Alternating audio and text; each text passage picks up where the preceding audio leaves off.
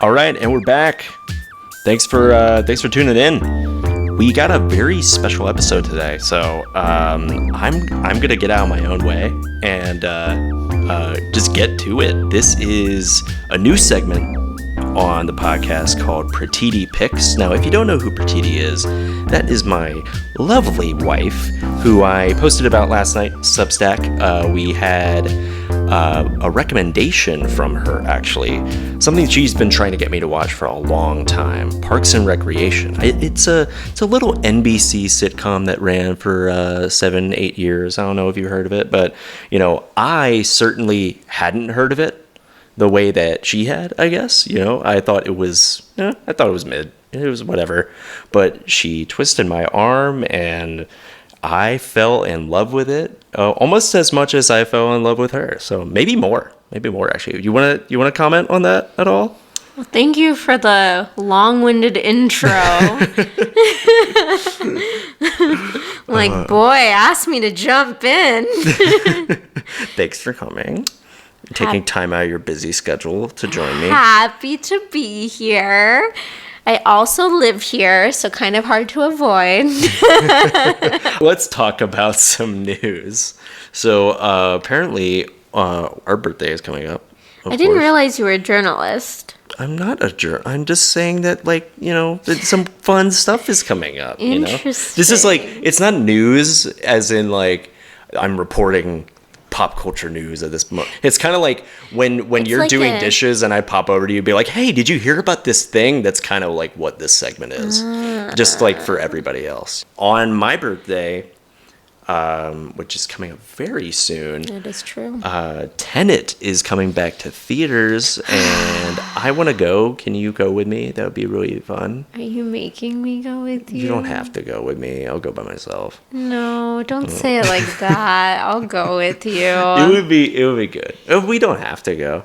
If we don't have time or anything like that. Oh my gosh. It's just limited engagement only, I didn't get to see it because there was, something called COVID-19 happening at the time it was released in theaters. So, was not trying to get sick when that happened. Seems reasonable. Yeah. I guess you're twisting my arm. Oh, the twister has become the twisty. But yes, I'm gonna keep it moving because we got a lot to cover. Some more news: Beyonce, Taylor Swift, Ariana Grande, JT, Dua Lipa, all the new tracks. So, would you say pop music is back, or is it was pop whack? Music gone? It's never left. What is this tagline? I just want to say, I'm very excited about Taylor's new album because I want to hear the tea. The tea. I want to hear the Transit Authority of Pittsburgh. I want to hear the story, the dates, the drama. Did you hear one of the songs is called "But Daddy, I Love Him"? It makes sense. It's just. I don't know. It seems very Tumblr coded. I'm not very. I looked at the track list. I'm like, is this going to be cringe? Is she going back to cringe era, Taylor? If you liked Reputation, which I know you did, I low key like it. I don't love it. Then I don't understand how this is any different. I know. Now you're too good for that. What's different now is you that have taste. She released Folklore, Evermore, and Midnights all in a row. So I'm like, if she goes back to cringe, I don't know, we might see the Taylor fall off at this point. Don't quote me on that because that would be a very extremely hot take, and so I don't think she's gonna fall off. I'm immediately walking back what I'm saying. I just think it's such a dumb title. I'm not gonna lie to you. I think it sounds like a little pretentious, but that's just my opinion. Yeah, no. The Tortured Poets Society Department. Whatever. It just sounds like it's like we got men's, we got women's, and we got tortured poets back here at this department store. It's the new Macy's, Oh yeah, Macy's starts to branding stuff. They have tortured poets banners on the back of their stores. Just every subcategory is a different poet. Edgar Allan Poe. All right, now we're gonna get into the episode. So, Parks and Recreation. Your thoughts? Well, it's one of my favorite shows of all time. I watched it first in high school, and the show is just, the plot is as good as its characters. And it's one of the few shows where at the end, I literally felt like there was a hole in my heart. I was so sad it was over. So I knew you would love it, and yet it took me almost 8 years to get you to watch it. No, I mean, for the last half year, I'd say. I hope you hear this back Yeah. and hear the little stuttering you did as you Yeah. lie your way through this. Okay, I am. Well, the reason why is because it just had such a shaky start for me that I just did not like that first season for me.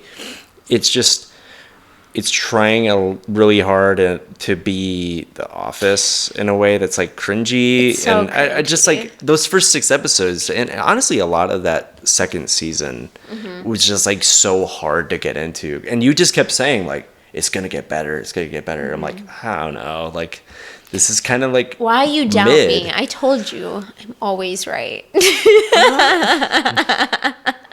But no, I agree. It took me 6 to 8 months to watch that first season, and then I think I blew through the rest of it within 2 or 3 months. Well, honestly, it's because of literally 2 characters. Well, first of all, you have to talk about the boring dude, because there are 3 white guys. Stop, that's so mean. There's We're not bullying on this platform. I'm not bullying him. I'm just saying his character was so boring. And we are talking about Mark, who was the most sane person, I think, out of the whole cast. Mark was just living his life, okay? Yeah, it was just. I feel like. Leslie liked him. He See, dated I forgot about Anne. that. Yeah. It was a thing. They sat on a bench by that park that they didn't build yet.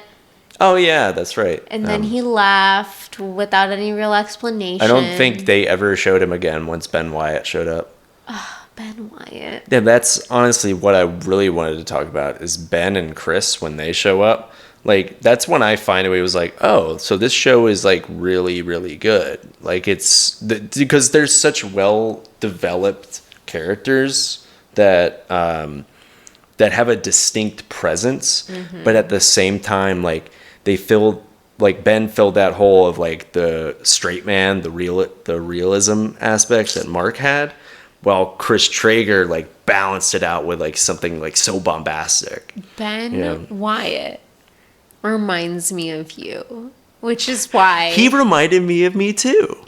it's the absolute love of my life. Although Ben Wyatt also reminds me of me and his love of board games, so there is that. Codes of Dunshire is What an amazing game. Honestly, I think I would love that game. Do they actually have that game? No. Because I would buy it. You know my impulse, control is pretty low about Correct, but I also merch know and anything like that. your lack of attention to learn games. It's like it's like a strategy game, right? So like Terraforming Mars is very much on the same level of like a Cones of And Dunshire. how many times did it take me to teach you how to play Terraforming Mars? Well, I didn't want to learn it. Like, you're colonizing a planet. So mean. I didn't All want right, it. all right. We digress. Next. We digress. But yes, since you were talking about Ben, I wanted to talk about the dynamics between not just like Ben and Leslie, but also some other major relationships in the series. Ron and Diane. It was one that really won me over by the end. But honestly, like, I feel like the way that the show depicted relationships was, So authentic. and it just like very genuine, hopeful in a way that was like realistic and grounded in real life experience. And it was, honestly, it's one of the few comedies and sitcom-esque shows that depicts healthy growing relationships that aren't dependent on this like codependency in order to like move the plot forward. Yeah, I totally agree. Like, I mean, I want to start with Ben and Leslie because I think like their relationship, I always like to look at, sitcoms like Friends as kind of like the benchmark for relationship-based comedy and things like that. But, you know, I looked at Ben and Leslie, and I kept on comparing it to, like, Monica and Chandler, or, like, Lily and Marshall from How I Met Your Mother. But then I found myself, like kind of looking at their relationships in the way that the writing had portrayed them in some aspects, like in Friends or How I Met Your Mother, where I felt like they dropped the ball on certain, you know, characteristics of what makes a relationship authentic and real. I don't know. I feel like Parks and Rec actually showed Ben and Leslie with, like, their level of optimism was there, but it wasn't like this kind of pie in the sky optimism. It was grounded in real life and growing with each other. Pie in the sky. Who says that? I don't know. What does that mean? I've never heard that. You're the one who used I've never used it before. Who said that? I didn't. Who jumped on the podcast and started coming up with phrases? Coming up with their own phrases. I'm going to just start saying random things. Watch like it be a malarkey. Real phrase. Tomfoolery. Anyways, sorry. But yes. As you were. No, I think that the Ben and Leslie aspect just was very mature in how it portrayed aspirations. Not just like as a couple, but aspirations when it comes to career. And how that ties into sacrifice in a relationship when people have two different paths, and in order to, like, compromise and find, like, some place to meet together so you can live your life together. Yeah, I agree. I think, like, the other shows have always done a good job at establishing good dynamics in relationships, as well as, like, establishing their own personalities outside of the relationship, with especially with like Lily and Marshall, because they weren't like perfect characters with perfect I always liked traits. That about that show too. But I think that they always relied on their, like, quote unquote forever friendships to, like, run forward, rather than, like, the plot being driven by events that happen in life and time running the plot forward, which I think Parks and Rec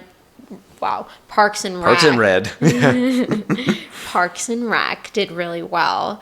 And I think it just gives it, I agree, like, this authenticity to the relationship, and it's just so heartwarming and so sweet and just so real that I feel it. Like the way that they cover, like, even with April and Andy too, you know, I like how their relationship was often used, like, early on as kind of like a gag, like a punchline, you know, purposefully, and it's harmless. I actually really like the early seasons and how they get married so quickly, and it's just so chaotic and fun, and it matches their character because their characters are chaotic and fun. And it's but just, as they grow up and become, you know, more responsible and more driven about what they want to do in their lives, it's like they still don't lose that whimsical aspect of their characters.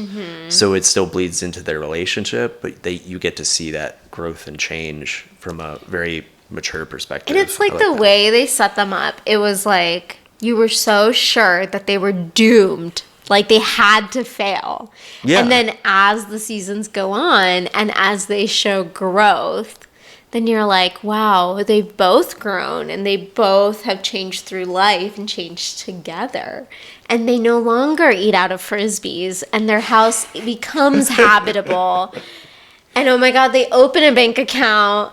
Really, that would be a very stressful way to live. I would just die every time that Ben Wyatt would, like, give them advice about. Anytime Ben would give advice to anyone, anytime Ben would look at the camera, honestly. Yeah, it was a very, like, it killed me.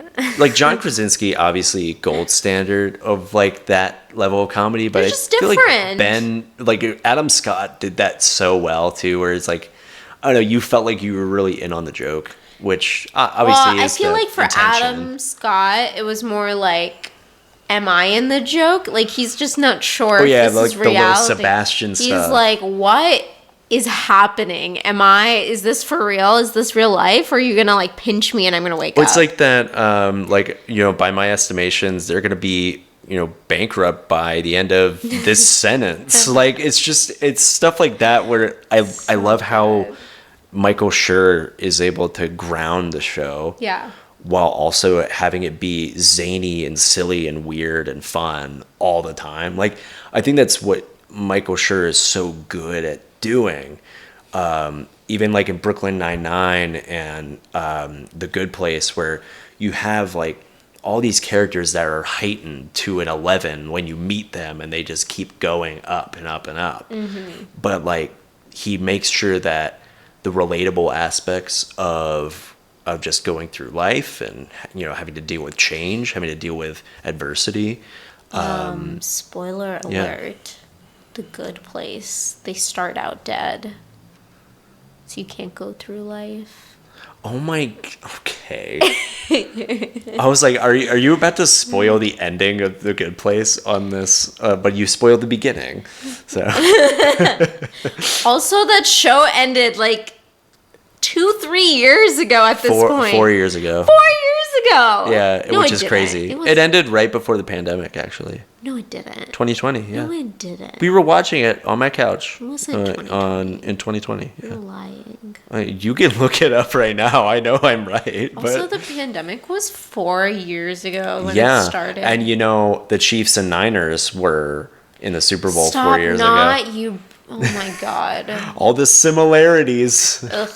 Is 2024 the new 2020? Who knows? That's not this kind of podcast, though. I was going to say, was the Super Bowl canceled, but like the pandemic happened in March, so that doesn't make sense. They had a Super Bowl the next year, though.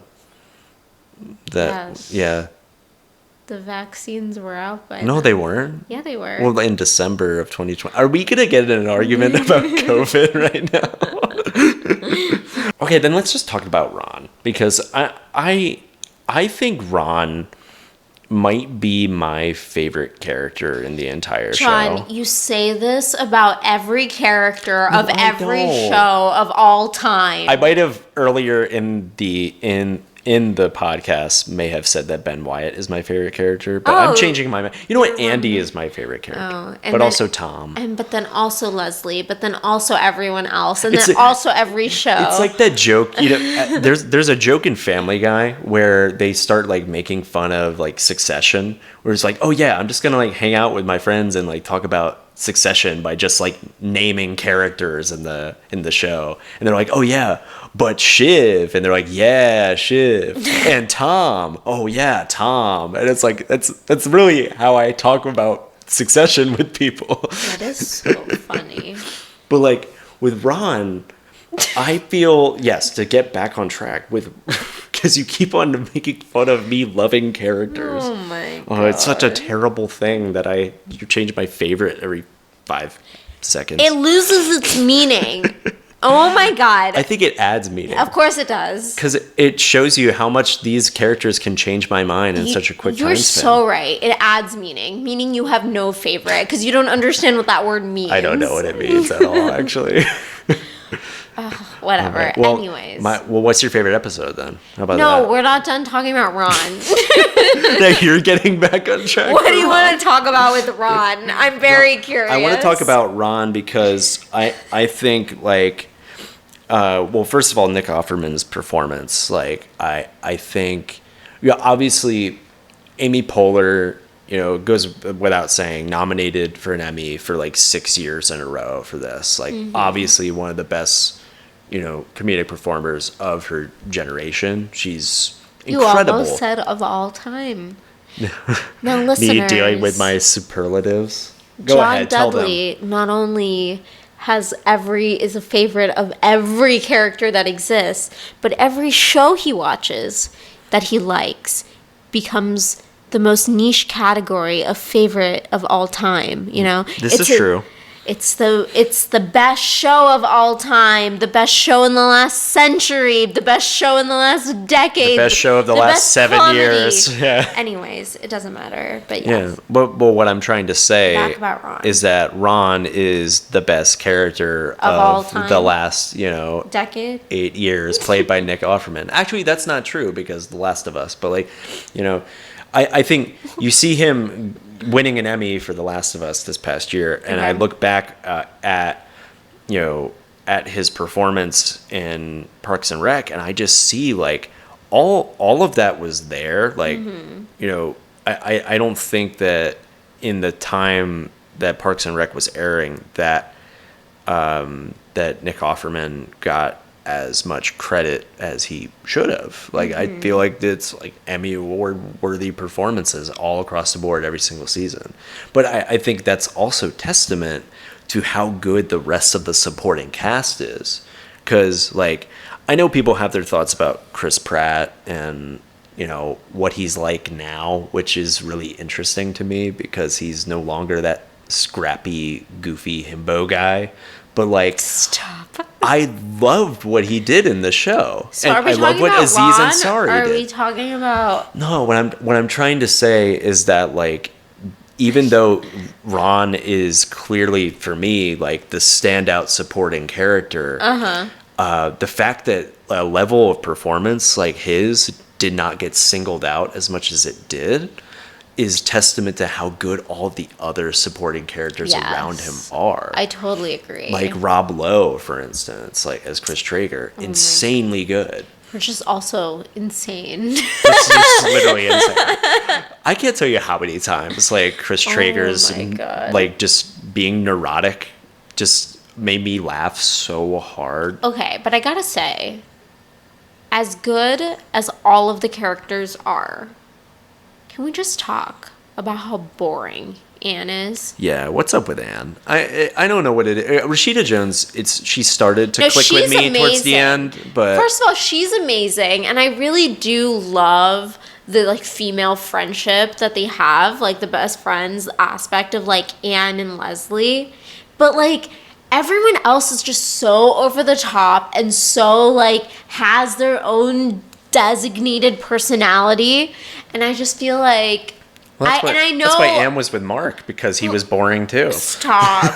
It's just like she spends almost all of the series being like everyone else's personality, and I just hated that. Well, I felt like she finally gained her own personality around season 5 To be a normal, stable human. Even then, there was like no real like distinct. I actually disagree, because I feel like when she finally recognized that what she wanted was to be with Chris and for them to have a child together, like I feel like you see a big change in Anne where she's like, I'm done, you know, following the lead that other people have given me. I'm gonna carve out my own story and legacy.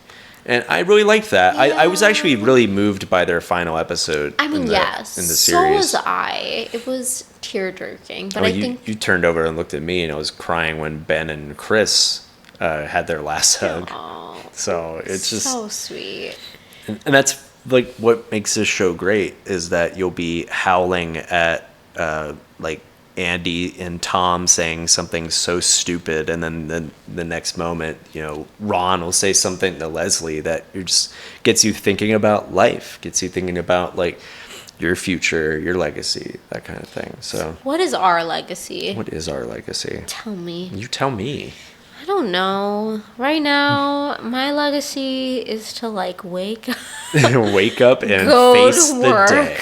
Aww. But like, you know, you say that, but look at Leslie Knope as our North Star in this scenario. She was working like a crummy government job, and then like before she knew it, she's like rising through the ranks and making her way. She knew where she was going. Yeah, well, you know where we're going. You know, we're going up.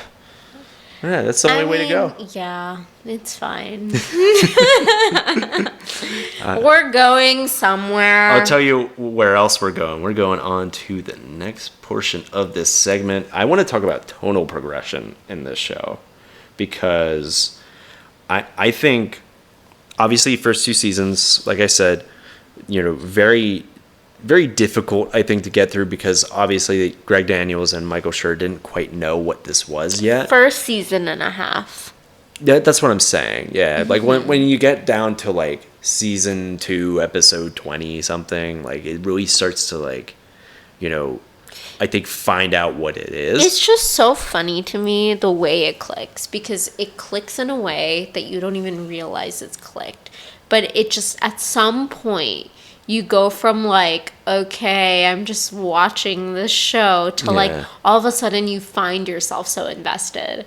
And then it just keeps going. And every season, the pace just picks up. Yeah, and I feel like they deal with different obstacles that make the stakes a lot bigger, but like it still feels like your hometown Pawnee, Indiana show. They keep it like, down Grounded. to that level. Yeah. Whereas like they could have easily just taken bigger swings every single season, but that tone like just progressively, ever so slightly, just gets heightened a little bit more, little by little. But they match the stakes with it. But what do you mean by heightened? So it gets sillier, obviously. Like they're not dealing with as many people that would have a rational view of life. You know? You mean Councilman Jam wouldn't? No, be I love that. Oh my god, I could not stand him. He was so annoying. He's so funny. He's so like, stupid and funny. He's so stupid. No, I love that. Period. Well, that's my point, is that like, because they were having to deal with stuff with, a recount or like a recall vote, and they were dealing with, going out to London and going to Washington for like major career changes. Yeah. As those bigger things started to happen that feel kind of like, out of this world. Yeah. For someone that, when you look at it, they're from a small town, they seem almost like impossible to grasp. Yeah. It felt more believable because as they were raising those stakes, they're also heightening that tone where all these silly things are happening across the town. Like Pawnee Eagleton merger, that stuff, some of that stuff is like some of the silliest things I've ever seen in a sitcom, but it works because of all the happenings that are going on around it. That's true. And then I think like every time they did venture outside of Indiana, it's like you would almost feel kind of disconnected from the show for a minute, and it didn't feel like the show. But then the fact that it would always come back to the chaos of this small town, and that really made you feel like home and like family, just dysfunction at its finest. It's like the symbolism too, that like no matter what aspirations Leslie has, she could be Pawnee anywhere. will always bring her down. Yeah, I was gonna say like Pawnee's always her heart, but I mean you could go that way too. I mean, her heart can also Bring her down. Yeah, sink her. Oh my god. Oh man. Oh my god. But yes, I totally think that like, when it comes to the idea of like smart meeting sappy at the same time, like wit it's meeting not like sappy. No, sappy in a good way. It was so good. It's like like the finale for me, and this was I'll go ahead and we can wrap it up after this, but I want to talk about like just the finale. Wait, before we talk about the finale. Yes. I was talking to a friend of mine, and they said, do you have that one show that you always show all your friends? And I don't know if I've shown all my friends this, but I do know I showed you this. Or it's like in order to know whether they get you or not, they have to like this one episode of this one show. And for me, that episode is Ben and Leslie's engagement. I love that. I don't even know why. Because the episode in general is like fine up until the end. But their proposal, when you talk about quote unquote sappy, it is just it's so heartfelt. Like it makes me teary every time I watch it. Well, I mean, I do love the engagement episode because it's just like such a big left hook, that comes out of nowhere too. Yeah. The way that they do it, they kind of ratchet up the suspense on like they're gonna break up. Yeah, and like they make it focused on a lot of other subplots. Yeah. So that you're kind of taking your eye off the ball. And I feel like we mentioned How I Met Your Mother, but Carter Bays and Craig Thomas, I think. Are those their names? You wouldn't know. That is so rude. Do you know the creators That of is How I Met Your Mother? besides the point. Okay, Carter Bays and Craig Thomas, like what they did was often like try to keep our eye off of the ball of like what the actual objective of the episode was. To find the mother. No, not about them. Okay, I'll give you that. That was pretty good. Well, sometimes when they're not trying to distract us about the mother. That was like non-existent for the entire series. No, there will be things, major life events that happen for our characters, but the way that they would do it is you have all this commotion happening around other characters so that by the time you actually get to the point of the episode, it catches you by surprise. Right. And on network television, obviously you can't do that as much anymore because the surprise of network television is that everybody was collectively viewing it at the same time. So you can build an episode around that surprise because you know your fan base is going to be locked in as soon as they see that, right? I mean, And I think feel that's like coming back. People like release episodes weekly now. I definitely think it is swinging back around. You know, I think we're in a very weird state where, you know, you still have amazing shows like The Bear that are going to get dropped every episode in one day, which is like stupid. Does like, it really? Yeah, which is insane. Like, it doesn't make sense. Like, Interesting. Could you imagine the build up to Forks? I'm not for mad season about 2? it because, like, I like binging. Well, that's the thing. The binge model is so successful All right, we're because getting of that. so off topic. But no, what I'm saying is that like them taking our eye off the ball makes that proposal hit so much harder. It makes the wedding episode hit so much harder. Like when Ron walks her down the aisle. Oh, so Like, sweet. It was so unexpected to me because they had me thinking about what are they going to do about Jam and like how are they going to handle Ron punching him and everything. Like they get your mind on the wrong things purposefully so that you're surprised by like the big things that are supposed to go right for these characters. And it's just, and it's always the thing that they do that I love the most is like their biggest moments like that. They're like, you would think are the grandest moments. They just make it so intimate. And it's like understated. And it just hits so much harder. Well, that's why I love the finale. Because you had told me like it's an all timer of a finale going into it. It is. And you know, I'm sure you will be fine with me saying I think it's one of the best of all time. You know, use this superlatives. I will agree with you. You'll allow it. It is the best of all time. I think you need to stop saying one of the because it is one of the. Your one of the list it's is a top 20. Your one of the list is like never ending. I mean, you can always You're edit gonna those say it's lists. a top 20? No, not Parks and Rec is in the top. Obviously, you're saying you've said it 20 times because we both know that's a lie. No, I'm saying Parks and Rec is definitely in my top 5 of sitcom finales of all time for sure. It's like right up there with like, you know. I don't want to hear the list. What do you want to hear? Veep? Like Veep is one of my favorite finales of all time. I haven't seen it yet. Oh yeah, Veep and 30 Rock are like up there for me.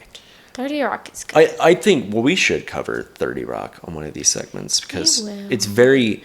I feel like it's just so similar to Parks and Rec, but also so different because it's so much wackier and dumber. It's of the same time period, but it's so different. Yeah, and I like Tina Fey and Amy Poehler just ruled at that time. So they still do. I love them. Oh yeah, I want to see them live. But like, when it comes to that finale, though, the reason I say it is so impactful and understated is the way that they did the flash forwards was so tasteful to character development. Where like once again they Michael Schur and Amy Poehler they keep our eye off the ball a little bit. We start to think it's going to be about them reuniting for that one last task, but then you quickly see right from the start that, oh, this is going to be a flash forward and we're going to get to see where everybody ends up. And I love that because I feel like all these shows, what they do is they leave these open endings. Like, oh my gosh, you'll never know what happens to them in their life. Yeah. Because, like, that's for the imagination. But no, I don't watch TV to let my imagination roam free. I want to know what happens to these people. I think some people would say that they watch TV for that exact reason. I am not some people, okay? They need to read their audience. You need finality. You need, like, you need closure. Finale. What does it mean? Okay? I want to know what happens to them. I've invested so much of my life and my time into these people that, like, you can't just, like, tell me they lived their life. Like, what does that mean? I'm barely living my life, okay? I don't know where we're going. I don't need that many. That makes me feel good. Thanks for that. Okay, you know what I mean. In the metaphorical sense, it's fine. But but like, yeah, to see all of them not only be successful in the ways you imagine them to be, but then to also see how these people both grow apart but stay together was really the beauty of those important moments. Yeah. Yes, and it's not just about like showing up. It's about how they're interconnected in each other's lives, and that's what gives it so much meaning. And that's what makes you go, "Oh my god, I don't want this show to end." No, I didn't want it to end. Like, I did not want it to end at all. Like, I feel like there's only one show that I feel like tried to do something really similar to that. Well, I mean, How I Met Your Mother does something very similar. New Girl does something very similar. But I just feel like the way that New Girl's final season ended, like, it's not great. It's the worst season of the show. So the way that it builds up to that final episode, like, I don't know. I just don't feel like the payoff is as substantial, because what you're led up to is it's a rocky finish, basically. Mm-hmm. Same with How I Met Your Mother. Like, I've started to like look at that finale episode with a more positive light, even though I'm not too fond of it. Mm-hmm. But I don't think it's all bad. Like, but I think that the season that preceded it is really bad. So the fact that, like, Parks and Rec's final season, not only were they ramping up for that payoff, but they had every character, like, you know, put in place kind of like a puzzle piece to try and, like, put them in the spot that they needed to be for that flash forward to work. And you know also why it works so well, because the whole final season is a flash forward, and they successfully showed how they continued to have different kinds of struggles as they grew in their life. And, like, those struggles, how it, like, made them clash, but then ultimately made them stronger friends, and what that relationship meant at the end of the day, and how that changed and how that continued.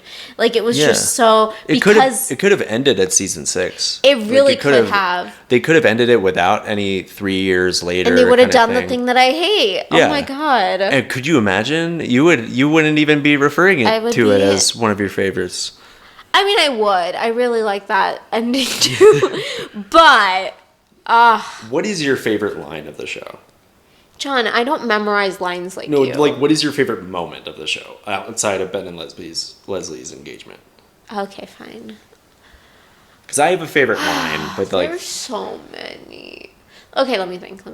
You go first. Well, I love when Ben Wyatt finds out that... that Dave is still in love with Leslie, and Dave's a cop, and he's like, he's still in love with you, and he has a gun, and then, like, 10 minutes later, like, it's just, like, amazing work from Adam Scott, but, like, 10 minutes later, he drives to the bar to, like, talk to all the cops to get their support, and then one of them offers him a drink, and he's like, no thanks, and then the other, I gotta drive. And the other one's like, you sure? Like, come on. Like, we're all celebrating. He's like, yeah, I'll have some. And then, like, the other one's like, don't do something you're going to regret. He's like, why don't you guys just tell me what I should do? Like, it's so good. I'm telling you. Genius level comedy. It is literally watching you in a cartoon form. That would be me. I would be very uncomfortable. I'd just be like, you tell me. I don't know. I know. I'm scared. I'm scared. Stop. Okay. I think my favorite moment. I don't know. Okay.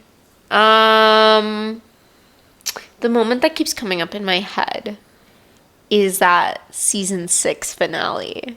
As much as I love the last episode, the finale, because of what it leaves such a good taste in my mouth.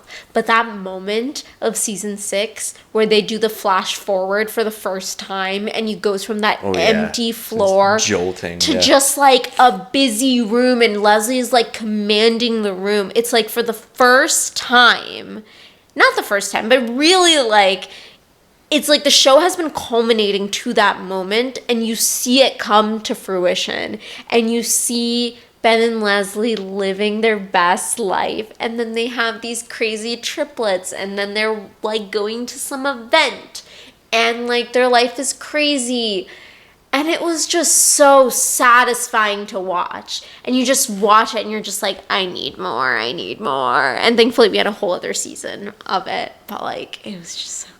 So what do we think? Pratiti Picks, Parks and Recreation. What are we thinking? A success on this one? John, all of my picks are a success. So All you're right. gonna have to come up with a new like. You guys heard it here first. All of our picks are a success. So we got some other ones that are coming in the next couple months. So. You should know by personal experience that I'm always right. Oh, come on. We're moving on. We're moving Let's on. say to this it together. I'm gonna be closing this podcast for good. Well, thank you for having me on. Of course. Now I wanna end the podcast with a couple more things. So By proclaiming how much you love me. I was going to say there's a line delivery of the week that I wanted to send out to all of our listeners. So So not that. That's fine. just a thing that we do on here. If you listen to my podcast, you would know that this is something that I do. But line delivery of the week, it is Andy Dwyer's if you rearrange Europe, the words Peru, you get Europe. And you got to rearrange them. It's just... So it's true. Just look up look up Peru, Andy Dwyer, and you will see one of the funniest things that you've ever seen. That's true. But then let's move on. One more thing before we end the podcast.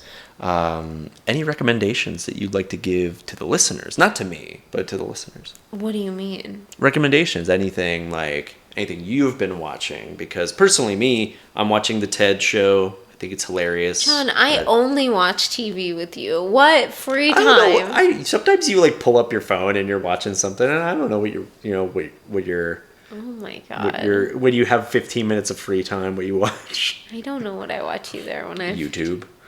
Okay, don't out me here. Hey, it's not very nice. I'm outing myself. I watch YouTube instead of TV.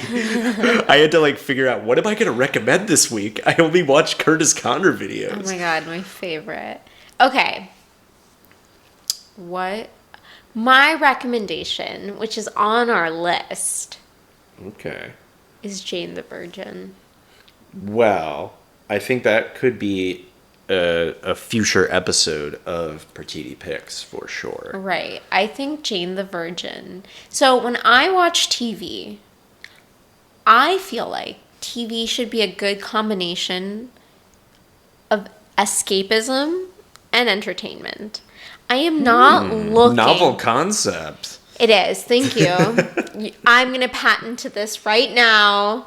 Anyways. I'll get on the horn with the patent office. Make sure that they know that no one has ever said that before. Honestly, you like all of these very convoluted shows that have too much going on.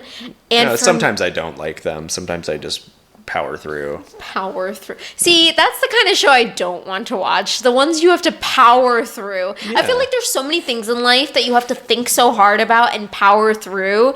Whereas for TV, you just want to just enjoy the drama. You know what I mean? Sometimes you want it to be a stressful experience, But Jane the Virgin is the good kind of stress where the plot has so much going on, but it is so wild and so silly, where you're like, what is happening? And it just makes it just for like the most enjoyable experience. Well, you've convinced me before, and you'll convince me again. And See you in 8 years.